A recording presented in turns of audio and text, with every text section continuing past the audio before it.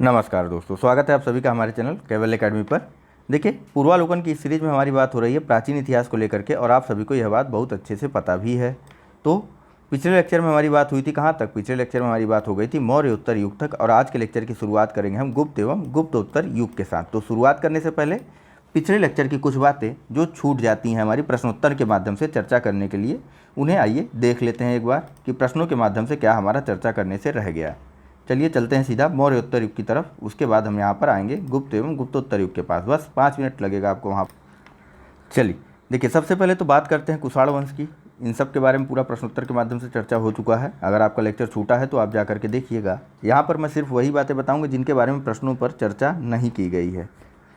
तो देखिए, कुजुल कटफिसेस जो है इसी ने जो है भारत में सर्वप्रथम पश्चिमोत्तर प्रदेश पे अपना अधिकार कर लिया था। कुजुल कटफिसेस द्वारा जो है केवल तांबे के सिक्के जारी किए गए थे, और इसके सिक्कों पर यानी कुजुल कटफिसेस के तांबे वाले सिक्कों पर धर्मति 10 और धर्मतित शब्द उत्कीर्ण है। धर्मतित का मतलब धर्म में स्थित। ठीक, कुजुल कटफिसेस के सिक्कों पर धर्मति 10 और धर्मतित शब्द उत्कीर्ण है। नेक्स्ट आइए बात करते हैं। तो देखिए, सर्वप्रथम विम कटफिसेस के काल में ही भारत में कुषाण काल की सत्ता स्थापित होती है। विम कटफिसेस द्वारा स्वर्ण एवं तांबे के सिक्के चलवाए गए थे, और विम कटफिसेस द्वारा जारी किए गए सिक्कों पर शिव, त्रिशूल और नंदी की आकृतियां हमें मिल जाएंगी, और साथ ही साथ विम कटफिसेस द्वारा महेश्वर की उपाधि को धारण किया गया था। नेक्स्ट आइए देखते हैं। तो इन सब के बारे में बात हो चुकी है हमारी। एक थोड़ा सा रिवीजन कर लीजिए कि कनिष्क का रवतक अभिलेख था, उसमें 4 शहरों के नाम थे। वही 4 शहर थे साकेत, कौशाम्बी, पाटलिपुत्र और चंपा। ठीक, साकेत, कौशाम्बी, पाटलिपुत्र और चंपा का उल्लेख कनिष्क के रवतक अभिलेख में हमें मिलता है। रवतक अभिलेख अफगानिस्तान में आपको मिल जाएगा, जाइए घूम के आइए।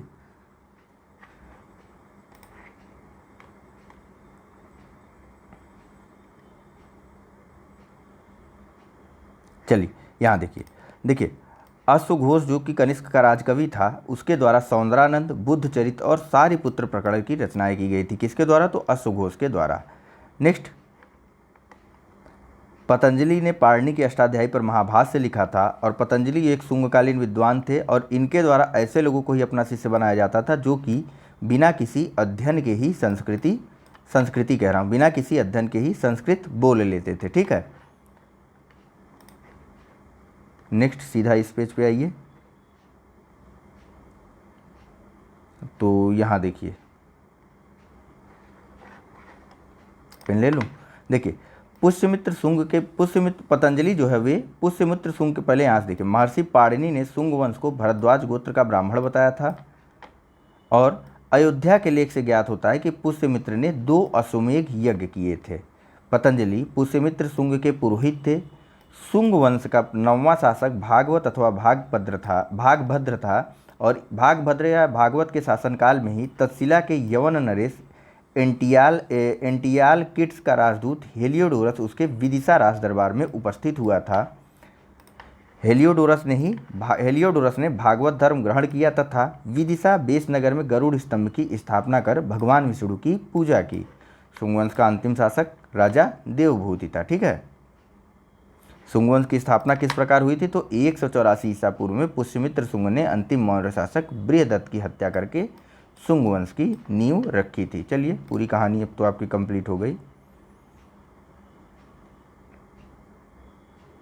नेक्स्ट देखिए, यहाँ पर पुराणों के अनुसार जो है कृष्ण का पुत्र एवं उत्तराधिकारी सातकर्णी प्रथम सातवाहन वंश का सातकर्णी उपाधि धारण करने वाला प्रथम राजा था, और इसके बारे में यानी कि सातकर्णी प्रथम के बारे में हमको जानकारी नागनिका के नाना घाट अभिलेख से मिल जाएगी या मिलती है। आगे देखिए, गौतमीपुत्र सातकर्णी के बारे में बताया गया। तो गौतमीपुत्र सातकर्णी को जो है चातुर्य वर्ण का संरक्षक यानी चारों वर्ण वाली व्यवस्था का संरक्षक कहा गया, और साथ ही इसने यह भी कहा कि वह उसी के द्वारा वर्ण संकर को रोका गया।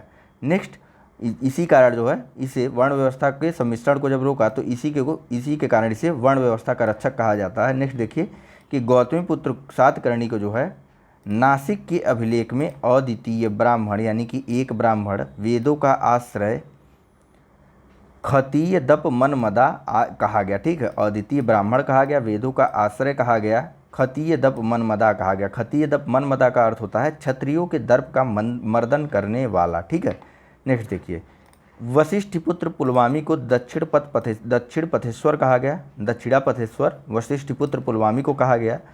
दो पतवारों वाले जहाज के चित्र का अंकन आपको दक्षिणा पथेश्वर के कुछ सिक्कों पर मिल जाएगा। और सातवाहन वंश का अंतिम शक्तिशाली शासक था यज्ञश्री सातकर्णी।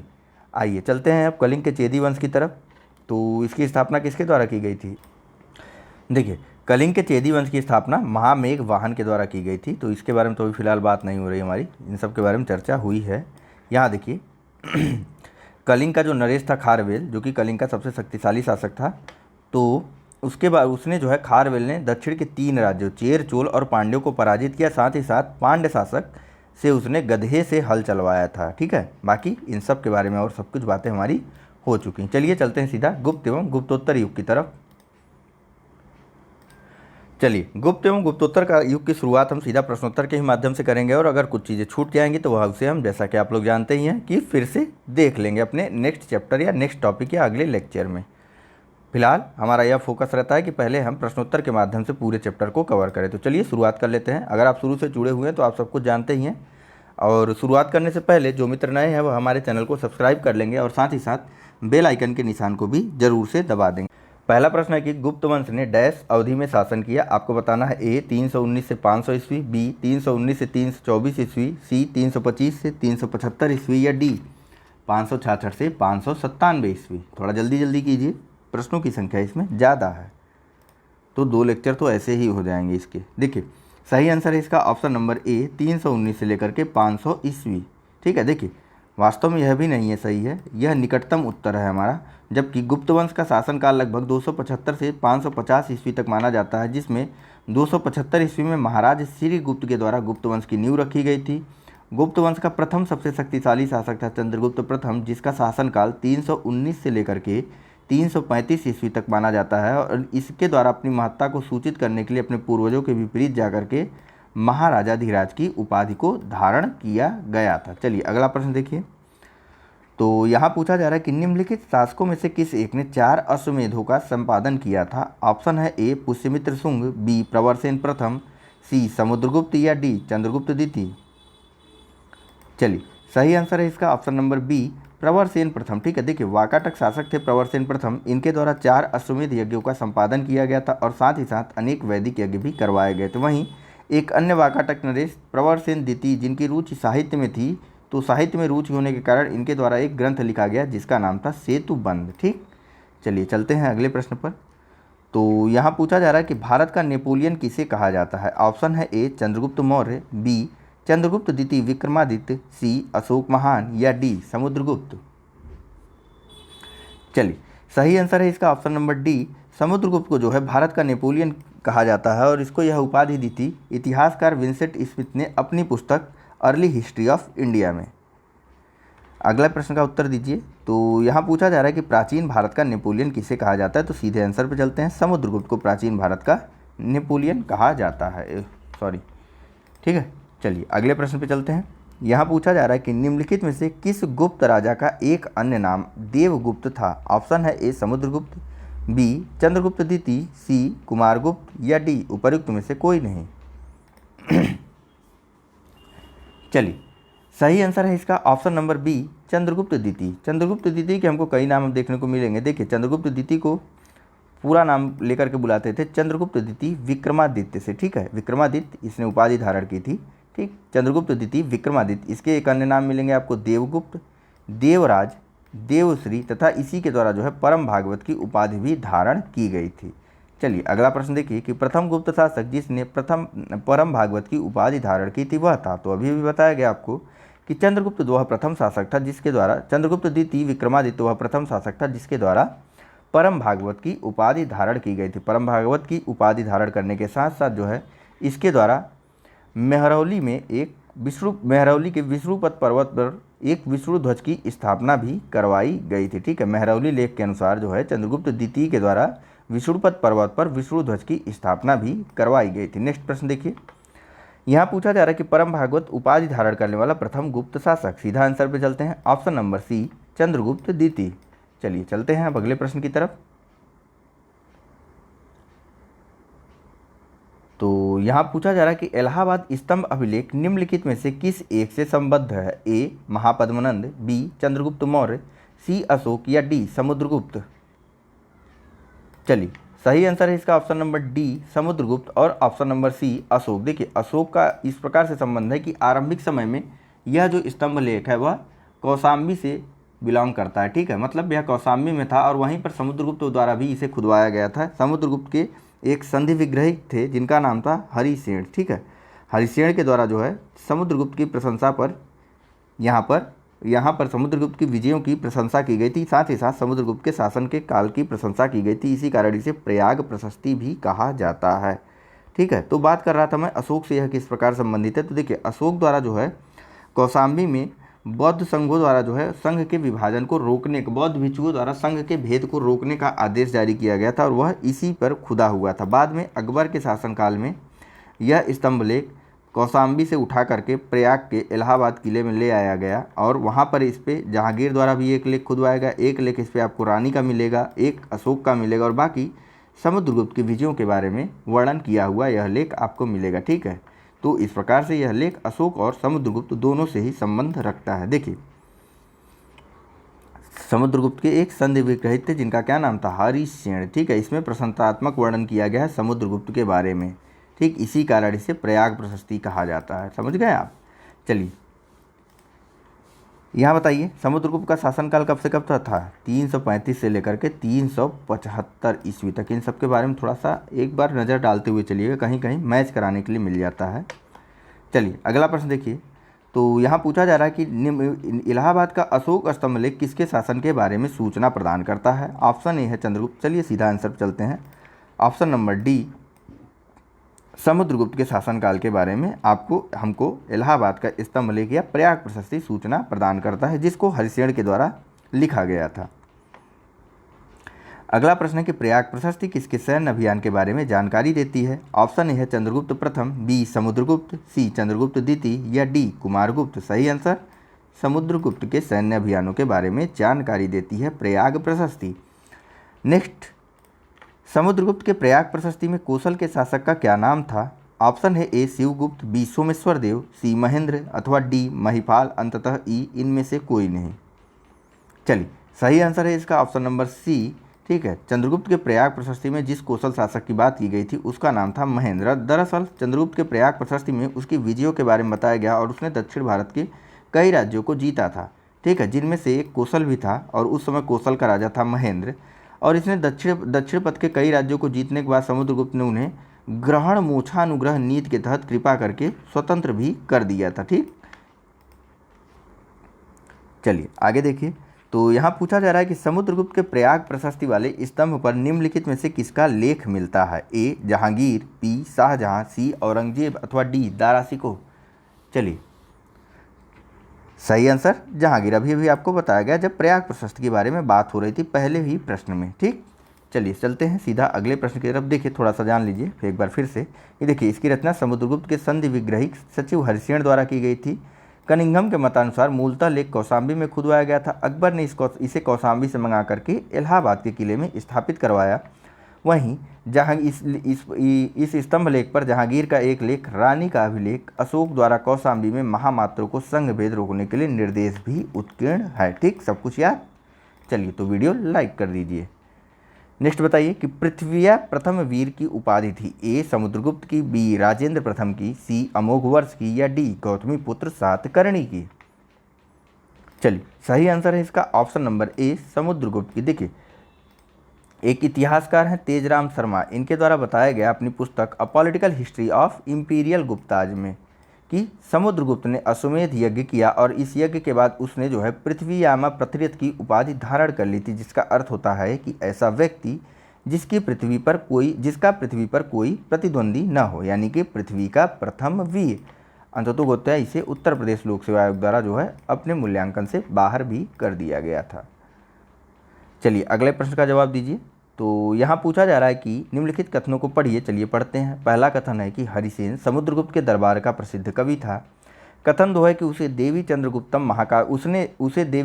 महाकाव्य की रचना की कथन 3 है कि वह प्रयाग प्रशस्ति का भी रचयिता था। आपको बताना है कि सही उत्तर कौन सा है। ऑप्शन है ए 1, 2 एवं 3, ऑप्शन बी 1 एवं 2 सही है, ऑप्शन सी है कि 2 एवं 3 सही है, ऑप्शन डी है कि 1 एवं 3 सही है, या ऑप्शन ई केवल 1 सही है। वह है छत्तीसगढ़। चलिए, सही आंसर है इसका ऑप्शन नंबर डी। पहला और तीसरा कथन तो सही है। हरिश्चंद्र समुद्रगुप्त के दरबार का प्रसिद्ध कवि संधि विग्रहक था और इसी ने संस्कृत भाषा में प्रयाग प्रशस्ति की रचना की थी। ठीक, यह भी सही हो गया। यहीं पर देवी चंद्रगुप्तम जो है वह विशाख दत्त द्वारा कृत एक नाटक था और इसमें बात की गई है गुप्त शासक रामगुप्त के बारे में। ठीक है, चलिए चलते हैं सीधा अगले प्रश्न की तरफ। तो यह सुमेलित करवाने वाला प्रश्न है। इसमें एक साइड तो आपको दक्षिण भारत के समुद्रगुप्त के समकालीन नरेशों की बात की गई है और दूसरी साइड उनके राज्यों की। चूंकि सुमेलित करवाने वाले प्रश्न आप स्वयं करते हैं तो जल्दी से कीजिए। चलिए, सही आंसर है इसका ऑप्शन नंबर सी, यानी कि धनंजय का संबंध था कुस्तलपुर से, नीलराज का संबंध है अवमुक्त से, उग्रसेन का संबंध है पालक्का से और विष्णुगुप्ता का संबंध है कंची से। ठीक, चलिए एक बार फिर से आपको बता देता हूं। तो देखिए, धनंजय जो है वे कुस्तलपुर राज्य था धनंजय का, नील राज्य का राज्य अवमुक्त था, उग्रसेन का राज्य पालक्का और विष्णुगुप्ता कांची या कंची से संबंध रखते थे। नेक्स्ट प्रश्न देखिए। तो यहाँ पूछा जा रहा है कि दिल्ली की कुव्वत उल इस्लाम मस्जिद के प्रांगण में उन्नत प्रसिद्ध लौह स्तंभ किसकी स्मृति में है। ऑप्शन है ए अशोक, बी चंद्र, सी हर्ष या डी अनंगपाल। चलिए, सही आंसर है इसका ऑप्शन नंबर बी।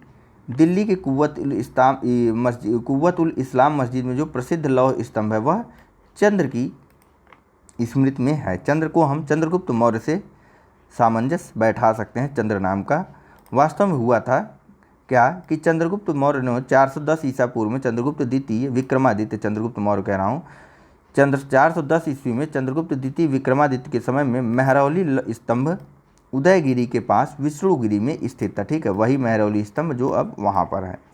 देखिए, चंद्रगुप्त द्वितीय विष्णु का उपासक था। भगवान विष्णु के सम्मान में ही उसने इस स्तंभ का निर्माण करवाया था और इस स्तंभ के शीर्ष भाग पर भगवान विष्णु के वाहन गरुड़ का भी चिन्ह अंकित है। ठीक, महरौली स्तंभ लेख नाम है इसका पूरा, लौह स्तंभ नहीं, महरौली स्तंभ लेख नाम है। ठीक,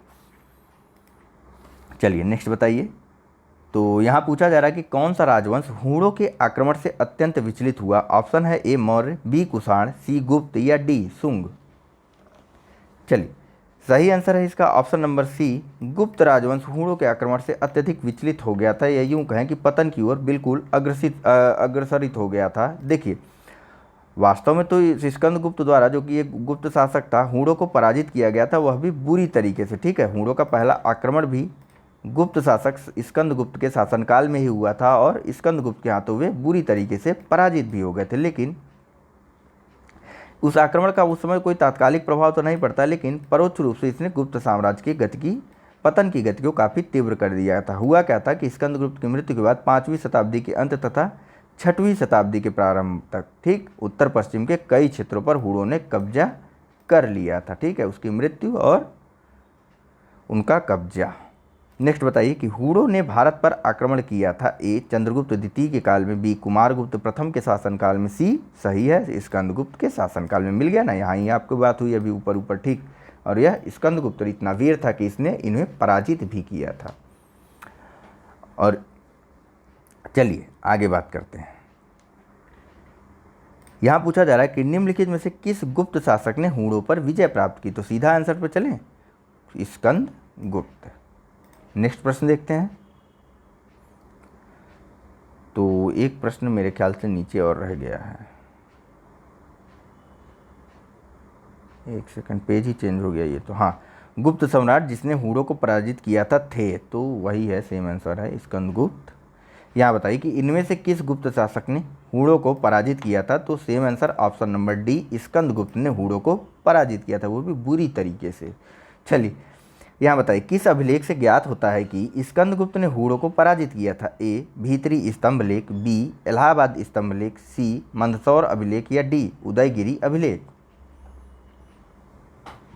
चलिए, सही आंसर है इसका ऑप्शन नंबर ए, भीतरी स्तंभ लेख में जो है हमको पता चलता है भीतरी स्तंभ लेख से कि स्कंदगुप्त द्वारा हूणों को पराजित किया गया था। आइए थोड़ी सी बात भीतरी स्तंभलेख की स्थान के बारे में कर लेते हैं। तो भीतरी स्तंभलेख है कहाँ? तो भीतरी स्तंभलेख है उत्तर प्रदेश के गाजीपुर जिले के सैदपुर तहसील में और भीतरी नामक स्थान पर। ठीक है, कहाँ कहाँ? उत्तर प्रदेश के गाजीपुर जिले के सैदपुर तहसील के भीतरी नामक स्थान पर। क्या ये सारी चीज़ें याद रखने की ज़रूरत है अगर आप यूपीपीसीएस देने जा रहे हैं, वरना आपके लिए गाजीपुर तक पर्याप्त है। चलिए, इसमें जो है पुष्यमित्रों और हूणों के साथ स्कंदगुप्त के युद्ध का वर्णन किया गया कि इसमें भीतरी स्तंभलेख में। ठीक है, हूणों का पहला भारतीय आक्रमण भी स्कंदगुप्त के शासनकाल में ही हुआ था। नेक्स्ट बताइए कि गुप्त साम्राज्य के पतन के विभिन्न कारण थे। निम्नलिखित कथनों में से कौन सा कारण नहीं था? ए, हूणों का आक्रमण, बी, प्रशासन का सामंती ढांचा, सी, उत्तरवर्ती गुप्तों का बौद्ध धर्म स्वीकार करना, या डी, अरब आक्रमण। चलिए, सही है आंसर इसका ऑप्शन नंबर डी, अरब आक्रमण गुप्तों के काफ़ी समय बाद हुआ था, लगभग पूर्व मध्यकाल में। या बाकी तीनों कारण सही दिए हैं। नेक्स्ट बताइए कि शक विजेता किसे जाना जाता है? ऑप्शन है ए, चंद्रगुप्त प्रथम, बी, समुद्रगुप्त, सी, चंद्रगुप्त द्वितीय, या डी, कुमारगुप्त। जल्दी किया करिए यार थोड़ा। चलिए, सही आंसर है इसका ऑप्शन नंबर सी, चंद्रगुप्त द्वितीय। देखिए, गुप्त सम्राट चंद्रगुप्त द्वितीय को शक विजेता कहा जाता है। ठीक है, और इसी के शकों पर जीत के कारण ही इसने एक उपाधि धारण की थी, शकारी। देखिए, पश्चिम भारत के शक राजा रुद्र सिंह तृतीय को चंद्रगुप्त द्वितीय विक्रमादित्य ने 5वीं सदी के प्रथम दशक में परास्त कर पश्चिम भारत में शक सत्ता का उन्मूलन कर दिया था। ठीक है, फिर से बता दूं तो देखिए, पश्चिमी भारत के अंतिम शक राजा रुद्र सिंह तृतीय को जो है चंद्रगुप्त द्वितीय विक्रमादित्य के द्वारा जो है 5वीं सदी के पहले दशक में ही परास्त कर पश्चिमी भारत से शक सत्ता को समाप्त कर दिया गया। और शकों के हराने के कारण ही चंद्रगुप्त द्वितीय विक्रमादित्य की एक अन्य उपाधि शकारी भी है। ठीक है, दो उपाधि हमको जानने को मिली चंद्रगुप्त द्वितीय विक्रमादित्य की, शकारी और परम भागवत की। ठीक है, थोड़ा सा मैं पानी पीता हूँ और आप भी तब तक थोड़ा रिलैक्स हो जाइए।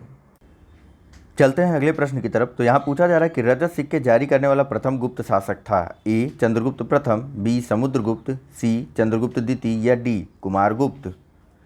चलिए, सही आंसर इसका ऑप्शन नंबर सी, चंद्रगुप्त द्वितीय विक्रमादित्य द्वारा जो है रजत सिक्के जारी किए गए थे। और गुप्त काल में रजत सिक्कों को कहा जाता था रूप्यक या रूपक। यहाँ देखिए, गुप्त काल में रजत सिक्कों को रूप्यक या रूपक कहा जाता था। और चंद्रगुप्त द्वितीय ने जो है वह शक मुद्राओं के ही अनुकरण में रजत मुद्राओं को उत्कीर्ण भी करवाया था। नेक्स्ट बताइए, यहाँ सुमेलित करवाने वाला है और पूछा जा रहा है कि कौन सा सुमेलित नहीं है। तो ऐसे प्रश्नों को आप स्वयं करते हैं। वीडियो को पॉज करिए और जल्दी से टिक करिए अपना सही आंसर।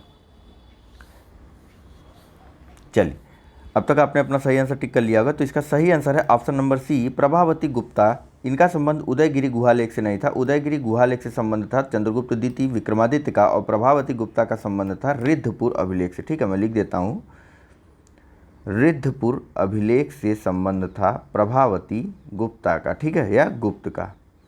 बाकी अन्य के बारे में फिर से एक बार पढ़ लेते हैं हम लोग। तो देखिए, कुमारगुप्त प्रथम का संबंध मत्सौर अभिलेख से है, पतिक का संबंध तक्षशिला अभिलेख से है, चंद्रगुप्त द्वितीय का संबंध उदयगिरी गुहालेख से है, समुद्रगुप्त का संबंध एरण अभिलेख से है, और प्रभावती गुप्त का संबंध है रिद्धपुर अभिलेख से। ठीक है, नेक्स्ट बताइए। तो यहाँ पूछा जा रहा है कि ईसा की 3री शताब्दी से जबकि हूण आक्रमण से रोमन साम्राज्य समाप्त हो गया, भारतीय व्यापारी अधिकाधिक निर्भर हो गए। ए, अफ्रीकी व्यापार पर, बी, पश्चिम यूरोपीय व्यापार पर, सी, दक्षिण पूर्व एशियाई व्यापार पर, या डी, मध्य पूर्वी व्यापार पर। चलिए, सही आंसर है इसका ऑप्शन नंबर सी, दक्षिण पूर्व एशियाई व्यापार पर भारतीय निर्भर हो गए थे जब ईसा पूर्व 3री शताब्दी में रोमन साम्राज्य का अंत हो गया। किसके द्वारा? हूणों के आक्रमण के माध्यम से। ठीक है, तो इनके द्वारा व्यापार किस मार्ग से किया जाता था? इनके द्वारा व्यापार किया जाता था ताम्रलिप्ति बंदरगाह से। ठीक है, जो कि कहाँ पर था? जो कि पश्चिम बंगाल में था। नेक्स्ट बताइए कि गुप्त काल में उत्तर भारतीय व्यापार निम्नलिखित में से किस एक पत्तन से संचालित होता था? ए, ताम्रलिप्ति, बी, भड़ोच, सी, कल्याण, या डी, काम्बे।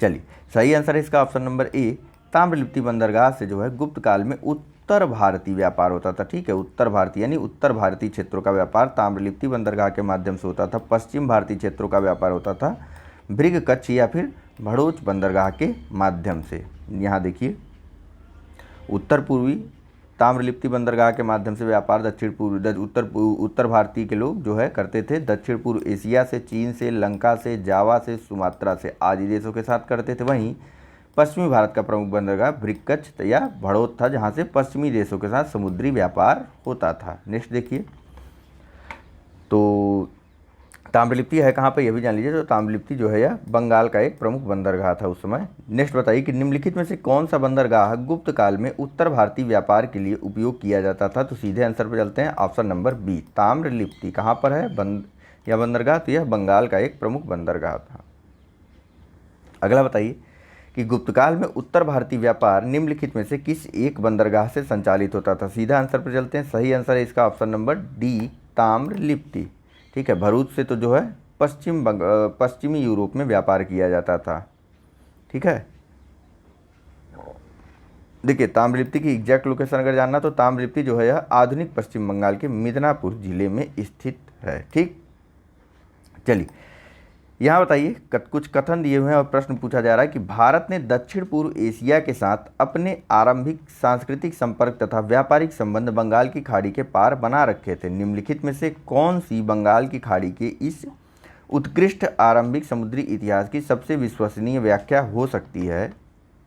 ऑप्शन है ए, प्राचीन काल तथा मध्यकाल में भारत के पास दूसरों की तुलना में अति उत्तम पोत निर्माण तकनीकी उपलब्ध थी। ऑप्शन बी है कि इस उद्देश्य के लिए दक्षिण भारतीय शासकों ने व्यापारियों, ब्राह्मण पुजारियों और बौद्ध भिक्षुओं को सदा संरक्षण दिया। और ऑप्शन सी है कि बंगाल की खाड़ी में चलने वाली मानसूनी हवाओं ने समुद्री यात्राओं को सुगम बना दिया था। या ऑप्शन डी, इस संबंध में ए तथा बी दोनों विश्वसनीय व्याख्याएं हैं। एग्जैक्टली पूछा यह जा रहा है कि दक्षिण पूर्वी एशिया के साथ जो है गुप्त काल का व्यापार क्यों बढ़ गया था अचानक से, और वो भी बंगाल की खाड़ी के माध्यम से। ठीक है, क्यों बढ़ गया था, तो कई कारण थे, लेकिन बंगाल की खाड़ी से जो है क्यों बढ़ता है यह बताइए आप। चलिए, सही आंसर है इसका ऑप्शन नंबर सी, बंगाल की खाड़ी से चलने वाली मानसूनी हवाओं ने समुद्री यात्राओं को आसान बना दिया था। इस वजह से दक्षिण पूर्वी एशिया के साथ वे अधिकाधिक व्यापार करने लगे थे। नेक्स्ट बताइए, तो यहाँ पूछा जा रहा है कि प्राचीन भारत में देश की अर्थव्यवस्था में अत्यंत महत्वपूर्ण भूमिका निभाने वाली श्रेणी संगठन के संदर्भ में निम्नलिखित में से कौन सा कथन सही है। पहला है कि प्रत्येक श्रेणी राज्य की एक केंद्रीय प्राधिकरण के साथ पंजीकृत होती थी और प्रशासनिक स्तर पर राजा उनका मुखिया होता था। कथन दो है कि श्रेणी ही वेतन काम करने के नियमों, मानकों और कीमतों को सुनिश्चित करती थी। कथन तीन है कि श्रेणी का अपने सदस्यों पर न्यायिक अधिकार होता था। आपको बताना है निम्नलिखित कूटों के आधार पर कि कौन सा उत्तर सही है। ऑप्शन है ए, केवल 1 और 2, ऑप्शन बी केवल 3, ऑप्शन सी केवल 2 और 3 और ऑप्शन डी 1, 2 और 3। चलिए, सही आंसर है इसका, पहले आप बताइए। चलिए, सही आंसर है इसका ऑप्शन नंबर सी, केवल 2 और 3। देखिए, श्रेणी तो होती थी लेकिन इसका प्रशासनिक प्रमुख राजा नहीं होता था। प्रत्येक श्रेणी का उसका अपना एक प्रमुख होता था। हर प्रकार के व्यापारियों का या शिल्पियों की अलग अलग श्रेणियाँ होती थी और उन सबके अलग अलग प्रमुख होते थे। ठीक है, जिनका उनके कर्मचारियों पर पूरी तरीके से नियंत्रण रहता था। ठीक है, मतलब जो श्रेणी के अंतर्गत जो भी सदस्य थे उनके सदस्यों पर उनका पूरी तरीके से नियंत्रण रहता था। श्रेणी द्वारा ही वेतन, काम के नियमों और मानकों तथा कीमतों का भी निर्धारण किया जाता था। ठीक है, और साथ ही साथ श्रेणी का अपने सदस्यों पर न्यायिक अधिकार भी होता था। ठीक है, राजा का इसके संचालन में कोई हस्तक्षेप नहीं होता था। श्रेणियाँ अपने नियम स्वयं बनाती थी। साथ ही साथ स्थानीय प्रशासन में भी श्रेणियों का काफ़ी महत्व होता था। नेक्स्ट बताइए, यहाँ पूछा जा रहा है कि गुप्त काल में गुजरात, बंगाल, दक्कन एवं तमिल राष्ट्र में स्थित केंद्र किससे संबंधित थे। ए, वस्त्र उत्पादन, बी, बहुमूल्य मणि एवं रत्न, सी, हस्तशिल्प या डी, अफीम की खेती। चलिए, सही आंसर इसका ऑप्शन नंबर ए, वस्त्र उत्पादन से संबंधित थे गुप्त काल में गुजरात, बंगाल, दक्कन और तमिल के राष्ट्र। ठीक है, यह इसके प्रमुख केंद्र भी थे वस्त्र उत्पादन के। अगला प्रश्न देखिए, तो यहाँ पूछा जा रहा है कि विशाख दत्त के प्राचीन भारतीय नाटक मुद्रा राक्षस की विषय वस्तु है। ऑप्शन है ए, प्राचीन हिंदू जनश्रुति के देवताओं और राक्षसों के बीच संघर्ष के बारे में, बी, एक आर्य राजकुमार और कबीली महिला की प्रेम कथा के बारे में, सी, 2 आर्य कबीलों के बीच सत्ता के संघर्ष की कथा के बारे में, या डी, चंद्रगुप्त मौर्य के समय में राज दरबार की दुरभिसंधियों के बारे में। चलिए, सही आंसर है इसका option number D, Chandragupta Maurya के समय में राज दरबार की दुर्लभ संधियों के बारे में संबंधित है विशाख दत्त की मुद्रा राक्षस, यानी कि इससे हमें चंद्रगुप्त मौर्य के शासनकाल के संबंध में जानकारी भी मिलती है। ठीक है, वहीं विशाख दत्त का एक अन्य नाटक था जिसका नाम था क्या, देवी चंद्रगुप्तम, जिसमें हमको देवी चंद्रगुप्तम, जिससे हमको जो है रामगुप्त के बारे में जानकारी मिलती है। ठीक है, चलिए नेक्स्ट बात करते हैं। तो यहाँ पूछा जा रहा है कि निम्नलिखित में से कौन गुप्त काल में अपनी आयुर्विज्ञान विषयक रचना के लिए जाना जाता है। ऑप्शन ए है सौमिल्य, बी शूद्रक, सी शौनक या डी सुश्रुत। चलिए सही आंसर इसमें वैसे तो आपको टिक करना है ऑप्शन नंबर ए सौमिल्य या सौमिला, लेकिन वास्तव में यह भी सही नहीं है। यहाँ देखिए आपको इसमें से बेस्ट आंसर मैं बता रहा हूँ, सौमिल्य के साथ जाना है, क्योंकि बीपीएससी द्वारा भी इसका आंसर सौमिल्य को ही माना गया था, हालांकि इनके द्वारा कुछ अलग एक्सप्लेनेशन दी गई। तो चलिए देख लेते हैं उसे भी। देखिए सॉरी, सुश्रुत को शल्यक्रिया का जनक कहा जाता है, वे काशी के रहने वाले थे, इनका काल 600 ईसा पूर्व का है। शौनक ऋग्वेद कालीन ऋषि थे। शूद्रक गुप्तकालीन नाटककार या साहित्यकार थे। वहीं सौमिल्य जो है वह गुप्तकालीन नाटककार हैं, जिसे कालिदास ने भास और कविपुत्र के साथ याद किया है। देखिए गुप्तकाल में औषधि के क्षेत्र में उपर्युक्त में से किसी ने कार्य नहीं किया था, लेकिन बिहार लोक सेवा आयोग ने अपने प्रारंभिक उत्तर पत्रक में इसका सही उत्तर विकल्प ए माना, इसलिए मैंने कहा कि आपको ए के साथ जाना है। ठीक है, यानी कि गुप्त काल के प्रमुख आयुर्विज्ञान विषयक रचना के लिए कौन जाना जाता है, वे थे सौमिल्य। ठीक है, चलिए नेक्स्ट देखिए। तो यहाँ पूछा जा रहा है कि ये एक चीज़ और जानते चलिए। देखिए गुप्त काल का प्रारंभ 275 एडी से हुआ है, जो कि सुश्रुत के मान्यकाल, यानी सुश्रुत का मान्यकाल क्या था, 600 बीसी से लेकर के 1500 बीसी तक के करीब 1000 वर्ष बाद का है, इसीलिए सुश्रुत को गुप्त काल के समकालीन मानना औचित्यपूर्ण नहीं होगा। नेक्स्ट बताइए कि इनमें से कौन गुप्त काल में औषधि के क्षेत्र में कार्य के लिए जाने जाते थे। ऑप्शन है ए सुश्रुत, बी सौमिला, सी शूद्रक, डी शौनक या ई उपर्युक्त में से कोई नहीं या उपर्युक्त में से एक से अधिक। चलिए सही आंसर आपको करना है यहाँ पर ई। ठीक, जब उपर्युक्त में से कोई नहीं का विकल्प रहेगा तो ई करना है, अन्यथा ऑप्शन बी के साथ जाना है आपको। यहाँ देखिए सही आंसर ऑप्शन नंबर ई है। नेक्स्ट बताइए कि निम्नलिखित में से किसका प्राचीन भारत में आयुर्वेद शास्त्र से संबंध नहीं था। ए धन्वंतरी, बी भास्कराचार्य, सी चरक या डी सुश्रुत। चलिए सही आंसर है इसका ऑप्शन नंबर बी, भास्कराचार्य का संबंध जो है वह किसी भी प्रकार से आयुर्वेद शास्त्र से नहीं था। देखिए धन्वंतरी चंद्रगुप्त द्वितीय विक्रमादित्य के नवरत्नों में से एक थे वो, और ये आयुर्वेद के प्रकांड पंडित थे। इनके बाद ऐसा मतलब इसके बारे में कुछ कहने की आवश्यकता ही नहीं है। नेक्स्ट चरक एवं सुश्रुत भी आयुर्वेद के विख्यात विद्वान थे।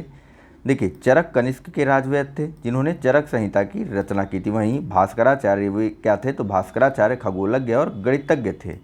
ठीक है, भास्कराचार्य द्वारा जो है एक ग्रंथ लिखा गया था सिद्धांत शिरोमणि, और दूसरा था लीलावती। लीलावती जो है वह सिद्धांत शिरोमणि का विस्तार ही था, लेकिन अलग अलग दोनों ग्रंथ थे, एक सिद्धांत शिरोमणि और दूसरा लीलावती। ठीक है, और इन ग्रंथों में गणित और खगोल विज्ञान संबंधी विषयों पर प्रकाश भी डाला गया था। किसने यह ग्रंथ लिखा था, भास्कराचार्य ने। ठीक है, अगला बताइए कि लीलावती के लेखक थे ए महावीराचार्य, बी हेमचंद्राचार्य, सी भास्कराचार्य या डी कालकाचार्य। चलिए सही आंसर क्या होगा इसका, सही आंसर होगा इसका ऑप्शन नंबर सी भास्कराचार्य। अभी अभी हम सब ने ऊपर देखा, इनके द्वारा सिद्धांत शिरोमणि और लीलावती नाम की पुस्तकें लिखी गई थी। यह एक खगोलज्ञ और गणितज्ञ थे। आइए आगे बताइए। तो यहाँ पूछा जा रहा है कि प्राचीनकालीन भारत में हुई वैज्ञानिक प्रगति के संदर्भ में निम्नलिखित कथनों में से कौन से कथन सही हैं। ऑप्शन ए, पहला कथन है कि प्रथम शती ईस्वी में विभिन्न प्रकार के विशिष्ट शल्य औजारों, शल्य यानी ऑपरेशनल, जो ठीक जिन औजारों से ऑपरेशन किया जाता है उस औजारों की बात हो रही है। तो बताइए प्रथम शती ईस्वी में विभिन्न प्रकार के विशिष्ट शल्य औजारों का उपयोग आम था।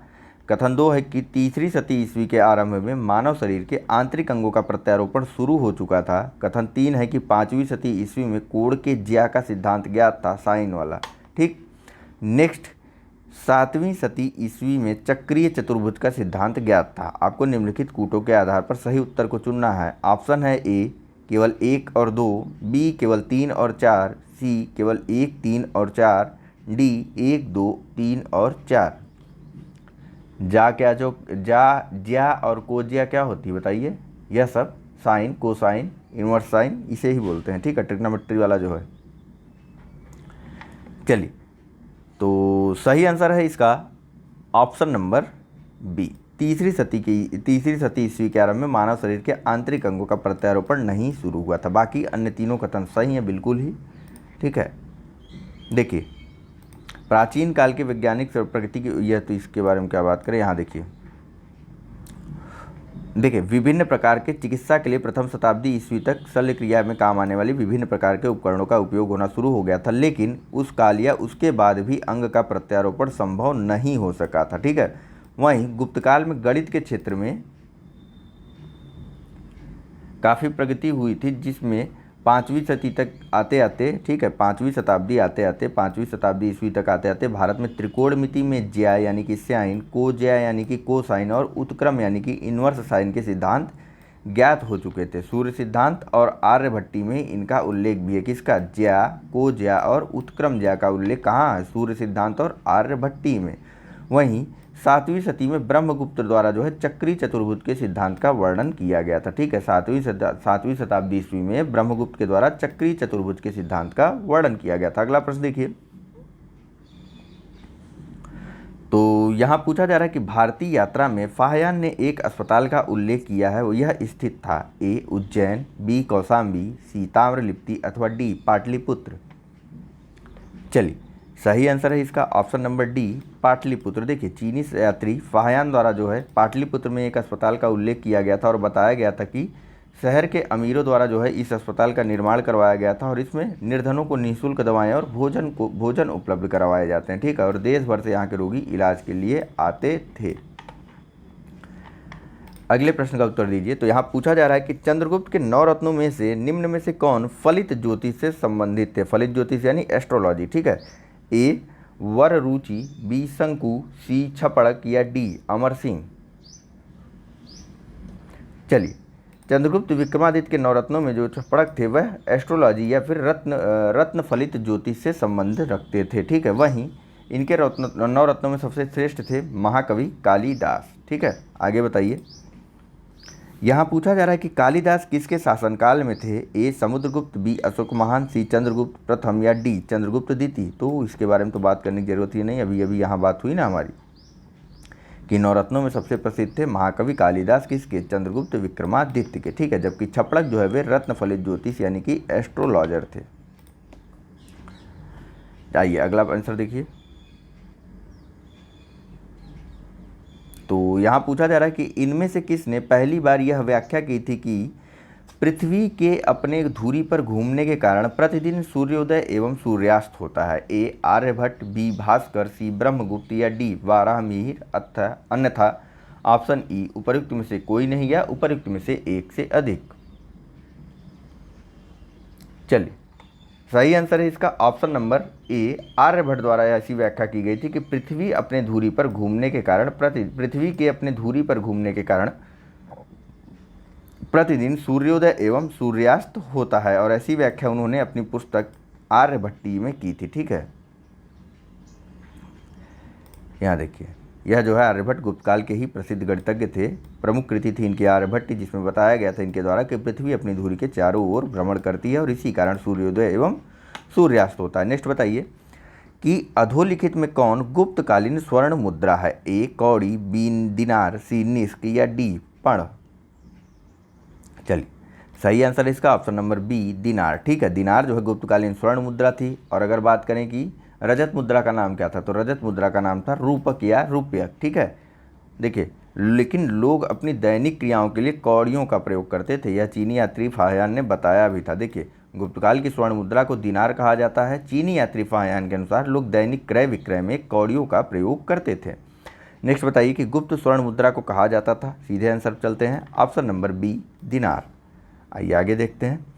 तो यहाँ पूछा जा रहा है कि गुप्तकालीन रजत मुद्राओं को नाम दिया गया था। तो अभी अभी आपको बताया मैंने, और पहले भी इसके बारे में बात हुई। गुप्तकालीन रजत मुद्राओं को दिनार रूपक या रुपयक कहा जाता था, स्वर्ण मुद्राओं को दिनार कहा जाता था, लेकिन दैनिक क्रय विक्रय में लोगों द्वारा कौड़ियों का प्रयोग किया जाता था। आइए आगे देखिए, गुप्तकालीन सर्वाधिक सिक्के आपको मिलेंगे राजस्थान के भरतपुर से, यानी कि कहाँ पर है? राजस्थान के भरतपुर के बयाना क्षेत्र से आपको गुप्तकालीन के सर्वाधिक सिक्के मिलेंगे। देखिए सिक्कों का सबसे प्रसिद्ध प्राप्ति स्थल है यह, ठीक है। और अन्य जगहों में तो उत्तर प्रदेश, बिहार, बंगाल, मध्य प्रदेश, राजस्थान और उड़ीसा आदि जगहों से इनके सिक्के भी हमको मिलते हैं। चांदी के सिक्कों को ये रूपक कहते थे या रुपयक कहते थे। चांदी और रजत एक ही बात होती है, ठीक है। वहीं स्वर्ण मुद्राओं को ये दिनार कहते थे। अगला प्रश्न है कि निम्नलिखित में से किस गुप्त शासक ने सर्वप्रथम सिक्के जारी किए? ए चंद्रगुप्त प्रथम ने, बी घटोत्कच ने, सी समुद्रगुप्त ने या डी श्रीगुप्त ने? चलिए सही आंसर है इसका ऑप्शन नंबर ए, चंद्रगुप्त प्रथम द्वारा जो है सर्वप्रथम सिक्के जारी किए गए थे। घटोत्कच और श्रीगुप्त जो है यह इनके आदि पूर्वज थे और इनके द्वारा किसी प्रकार के सिक्कों का उल्लेख कहीं नहीं मिलता है। हाँ, समुद्रगुप्त ने सिक्के जारी किए थे, लेकिन समुद्रगुप्त का शासनकाल जो है चंद्रगुप्त के बाद आता है। यहाँ देखिए समुद्रगुप्त का शासनकाल चंद्रगुप्त के बाद का है। नेक्स्ट प्रश्न बताइए। तो यहाँ पूछा जा रहा है कि गुप्त काल में लिखित संस्कृत नाटकों में स्त्री और शूद्र बोलते थे। ए संस्कृत, बी प्राकृतिक, सी पाली या डी सौरसेनी? चलिए सही आंसर है इसका ऑप्शन नंबर बी प्राकृतिक। गुप्त काल में जो संस्कृत नाटक लिखे गए थे, जैसे मुद्रा राक्षस हो गया या फिर आप देवी चंद्रगुप्तम, तो देवी चंद्रगुप्तम दोनों ही विशाख दत्त की कृतियाँ हैं। तो इन नाटकों में स्त्रियां और शूद्र जो थे वे जो है प्राकृतिक भाषा बोलते थे, जबकि उच्च वर्ण के लोगों द्वारा संस्कृत भाषा का प्रयोग किया जाता था। ठीक, नेक्स्ट बताइए कि सती प्रथा का प्रथम अभिलेखीय साक्ष्य प्राप्त हुआ है। ए एरण से, बी जूनागढ़ से, सी मंदसौर से या डी सांची से? सही आंसर है ऑप्शन नंबर ए एरण से। ठीक, एरण से ही हमको सती प्रथा का प्रथम अभिलेखीय साक्ष्य मिलता है और यह अभिलेखीय साक्ष्य है 510 ईस्वी का, जिसमें गोपराज नामक सेनापति की स्त्री द्वारा सती होने का उल्लेख किया गया है। ठीक है, अगले प्रश्न का उत्तर दीजिए। तो यहाँ पूछा जा रहा है कि गुप्त संवत की स्थापना किसने की? ए चंद्रगुप्त प्रथम ने, बी श्रीगुप्त ने, सी चंद्रगुप्त द्वितीय या डी घटोत्कच? चलिए सही आंसर है इसका ऑप्शन नंबर ए, चंद्रगुप्त प्रथम द्वारा जो है अपने शासनकाल के प्रथम वर्ष यानी कि 319 ईस्वी में ही जो है गुप्त संवत की स्थापना की गई थी। चंद्रगुप्त प्रथम का शासनकाल कब से कब तक था? 319 से लेकर के 335 तक, ठीक है। और उसी समय इसके द्वारा गुप्त संवत को प्रारंभ किया गया था। नेक्स्ट सुमिलित करवाने वाला प्रश्न है। लगभग सभी के बारे में हमने बात की है, तो जल्दी से आप सुमिलित करवाइए। वीडियो पॉज करके सुमिलित करवाया करिए, ऐसे ही नहीं यहीं पर। चलिए, अब तक आपने वीडियो पॉज करके थोड़ा अपने आप को भी ना सोचने का, समझने का समय दिया करिए, ताकि जब आप अपने प्रश्नों को करेंगे तो ज़्यादा से ज़्यादा प्रश्न आप सही कर सकते हैं एग्ज़ाम में। चलिए सही आंसर है इसका ऑप्शन नंबर सी, अशोक द्वारा जो है प्रियदर्शन कहाँ गया? प्रियदर्शन का जो है उपाधि धारण की गई थी। समुद्रगुप्त स्वयं को क्रमादित्य कहता था, ठीक है। क्रमादित्य नहीं, सॉरी, समुद्रगुप्त स्वयं को परक्रमांक कहता था। और एक सेकंड सब हटा देता हूँ, ठीक है।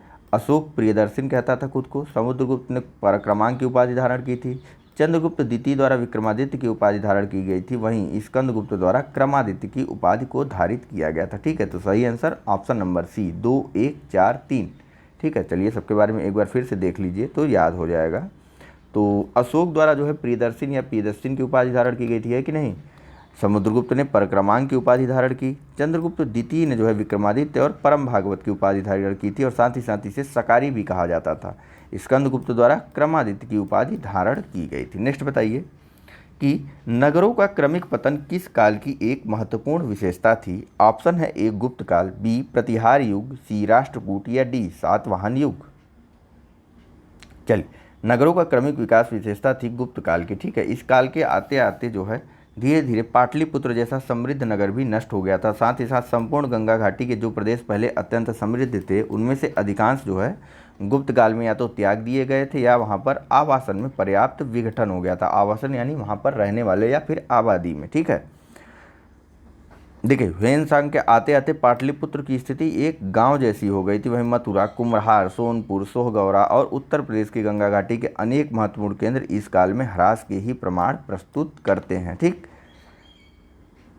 नेक्स्ट है कि किस शासक वंश ने मंदिरों एवं ब्राह्मणों को सबसे अधिक ग्राम अनुदान में दिया था? ऑप्शन है ए गुप्त वंश, बी पाल वंश, सी राष्ट्रकूट या डी प्रतिहार? चलिए, सही आंसर है इसका ऑप्शन नंबर ए, गुप्त वंश के शासकों द्वारा जो है मंदिरों और ब्राह्मणों को सर्वाधिक दान दिया गया था और उद्देश्य केवल एक मात्र था, वह था क्या? वह उद्देश्य था धार्मिक और शैक्षणिक। ठीक है, यह नहीं कि आप ले लो और उड़ाव खर्च करो। कंडीशन अप्लाई थी, लेकिन इनके द्वारा ऐसी कंडीशन को माना नहीं जाता था। देखिए कुछ चीज़ें यहाँ बताई गई हैं तो देख लेते हैं। गुप्त लेखों में जिन भूदानों का उल्लेख किया गया है उससे यह स्पष्ट है कि भूमि दान के साथ साथ गांव की भूमि से उत्पन्न होने वाली आय भी ग्रहिता को दे दी जाती थी। ग्रहिता किसे बोलते हैं? जो ग्रहण करता है। ठीक, तो ग्रहिता को भूमि के साथ साथ भूमि से प्राप्त होने वाली आय भी दे दी गई थी। अब बताइए राज्य के पास आय की कमी होगी कि नहीं? जब राज्य के पास आय की कमी होगी तो राज्य अपने नगरों को कैसे मेंटेन कर पाएगा? नहीं कर पाता था। इसी कारण यह भी एक कारण था कि गुप्त काल में नगरों का ह्रास हुआ। चलिए ये सब मेंस की बातें हैं। यहाँ बताइए कि प्राचीन भारत में किस वंश का शासनकाल स्वर्ण युग कहा जाता है? ए मौर्य, बी शुंग, सी गुप्त या डी मगध?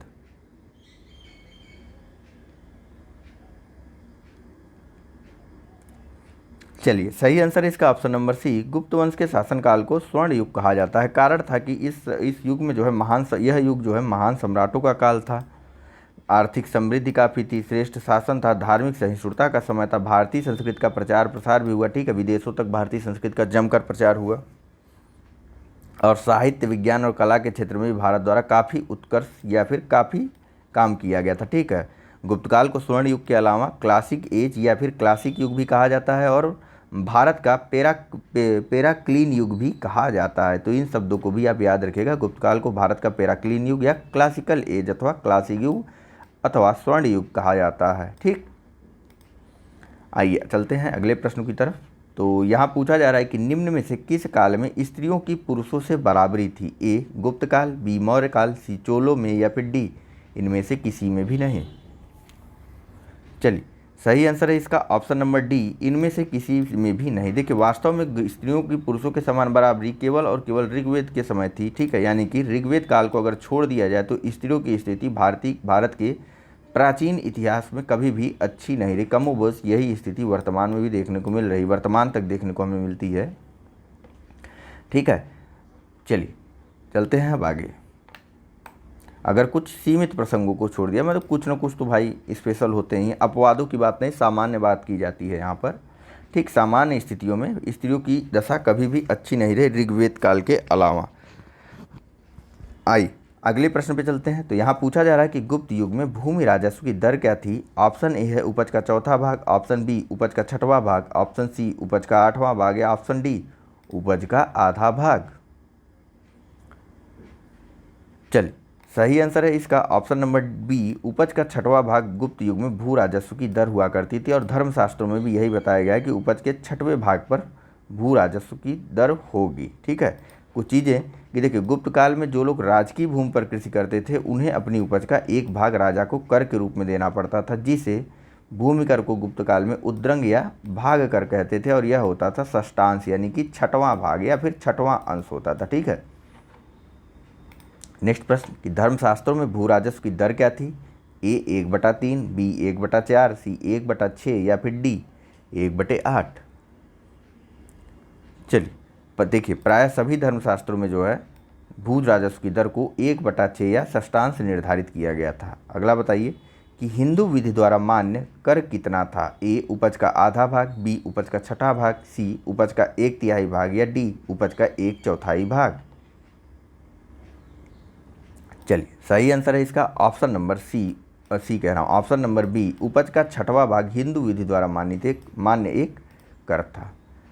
अगला प्रश्न बताइए कि किस प्रकार की भूमि को अप्रहत कहा जाता था? ए बिना जोती हुई जंगली भूमि, बी सिंचित भूमि, सी घने जंगलों वाली भूमि, डी जोती हुई भूमि, ई उपरोक्त में से कोई नहीं या उपरोक्त में से एक से अधिक। चलिए सही आंसर है इसका ऑप्शन नंबर बी, बिना जोती हुई भूमि को गुप्त काल के राजस्व लेखों में अप्रहत कहा जाता था। ठीक है, अगला बताइए कि गुप्त राजस्व द्वारा निम्न में से किन्हें कर रहित कृषि भूमि प्रदान की जाती थी? ए सैन्य अधिकारियों को, बी सिविल अधिकारियों को, सी ब्राह्मणों को या डी दरबारी विद्वानों को।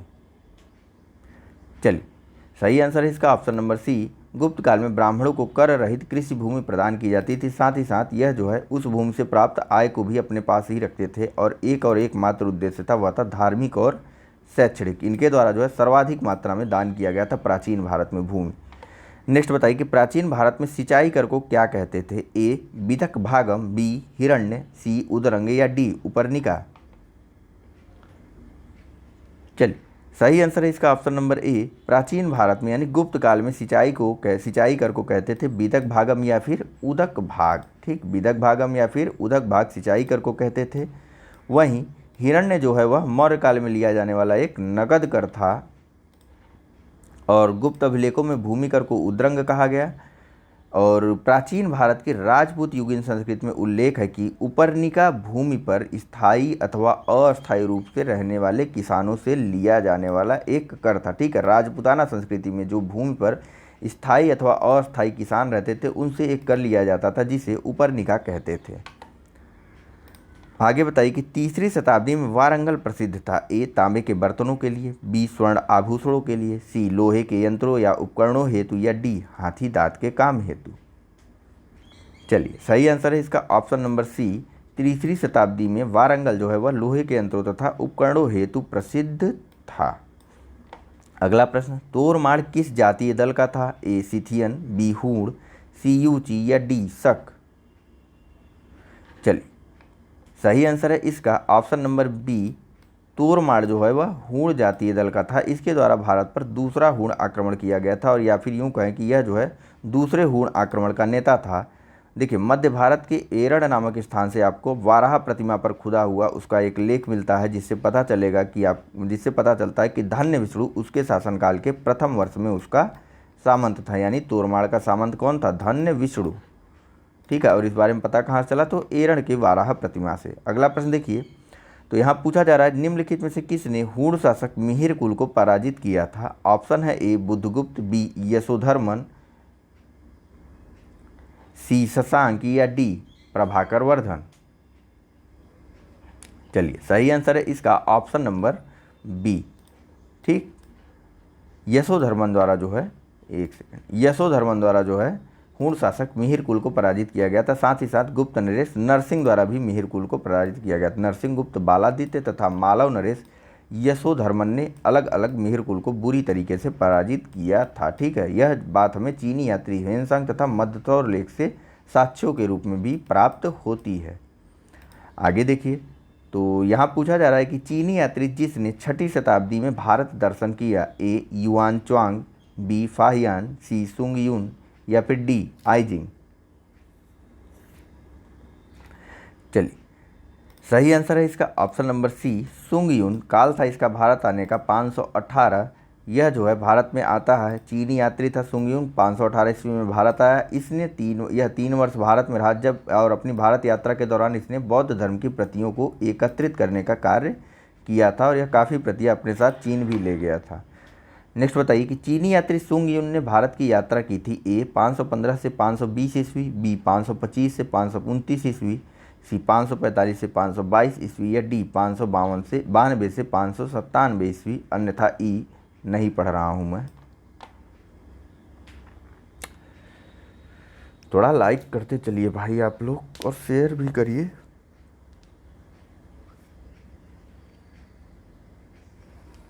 चलिए सही आंसर है इसका ऑप्शन नंबर ए 515 से 520 ईस्वी। यहाँ आप कहेंगे कि यहाँ मैंने 518 बताया, तो देखिए यहाँ निकटतम उत्तर आपको यही मिलेगा 515 से 520। इसीलिए मैंने सही आंसर ऑप्शन नंबर ई को नहीं पढ़ा।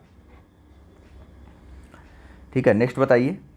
तो यहाँ पूछा जा रहा है कि निम्नलिखित कथनों को ध्यानपूर्वक पढ़िए। पहला कथन है कि गुप्त सम्राट स्वयं के लिए दैवी अधिकारों का दावा करते थे। कथन 2 है कि उनका प्रशासन नितांत केंद्रीकृत था। कथन 3 है कि उन्होंने भूमिदान की परंपरा को विस्तारित किया। आपको बताना है कि निम्न कूटों में से कौन सा उत्तर सही है। पहला है ए 1, 2, 3 सही है, बी केवल 1 और 2 सही है, सी केवल 1 और 3 सही है या डी 2 और 3 सही है। चलिए सही आंसर है इसका ऑप्शन नंबर सी केवल 1 और 3 सही है। देखिए 2 क्यों गलत है? तो गुप्तों का शासन जो है वह नितांत एकांत केंद्रीकृत न होकर के संघात्मक था। ठीक है, देखिए स्वरूप जो है उनको शासन का जो है केंद्रीकृत न होकर संघात्मक था। आपको याद होगा कि जब चंद्रगुप्त प्रथम के बारे में बात हो रही थी तो मैंने बताया था कि उसने जो है अपने पूर्वजों के विपरीत जाकर के एक उपाधि धारण की थी, महाराजा धीराज, यानी कि राजाओं का भी राजा। राजाओं का राजा। ठीक है, यहीं से आपको समझ जाना चाहिए था कि यह जो है संघ की माध्यम से शासन कार्य उस समय होता होगा। तो देखिए, संघ सामंत तथा प्रांतीय जो शासक थे ना, अपने अपने क्षेत्रों में नितांत स्वतंत्रता का भी अनुभव करते थे। मतलब राजा द्वारा इतना कोई दबाव नहीं था इनके ऊपर, सामंतों और प्रांतीय शासकों के ऊपर। यह भी एक मुख्य कारण था गुप्त साम्राज्य के पतन का। ठीक, बाकी मेंस में बात होगी सारी चीज़ों की, पहले प्री निकालिए। तो देखिए, गुप्त शासक जो है वह मौर्य शासकों के विपरीत जो है अपने आप की दैवीय उत्पत्ति में, यानी या फिर राजा की दैवीय उत्पत्ति में विश्वास करते थे। इनके द्वारा भूमिदान की परंपरा को विस्तारित किया गया था। शुरू की क्या कि किसके द्वारा किया गया था भूमिदान की परंपरा को? बताया गया है आपको, भूमिदान की परंपरा की शुरुआत सातवाहन शासकों के द्वारा की गई थी। ठीक है, गुप्त राजा अनेक छोटे राजाओं का राजा होता था। सामंत तथा प्रांतीय शासक अपने अपने क्षेत्रों में नितांत स्वतंत्रता का भी अनुभव करते थे। नेक्स्ट बताइए। तो यहाँ पूछा जा रहा है कि गुप्त काल के दौरान भारत में बलात् श्रम, या जिसे विष्टि कहते थे, ठीक है, बलात् श्रम, प्रश्नों में आपको विष्टि भी देखने को मिल सकता है, के संदर्भ में निम्नलिखित में से कौन सा कथन सही है? ए, इसे राज्य के लिए आय का एक स्रोत, जनता द्वारा दिया जाने वाला एक प्रकार का कर माना जाता था। बी, यह गुप्त साम्राज्य के मध्य प्रदेश तथा काठियावाड़ क्षेत्रों में पूर्णतः अविद्यमान था। सी, बालात श्रमिक साप्ताहिक मजदूरी का हकदार होता था। और डी, मजदूर के ज्येष्ठ पुत्र को बालात श्रमिक के रूप में भेज दिया जाता था। चलिए, सही आंसर है इसका अगले लेक्चर में आपको बताता हूँ, काफ़ी लंबा हो गया लेक्चर आज का। ठीक है, इसके आगे हम बात कर लेंगे अपने नेक्स्ट लेक्चर में। तो चलिए, thank you very much for discussion, और वीडियो को लाइक करते हुए ही जाइएगा। Thank you.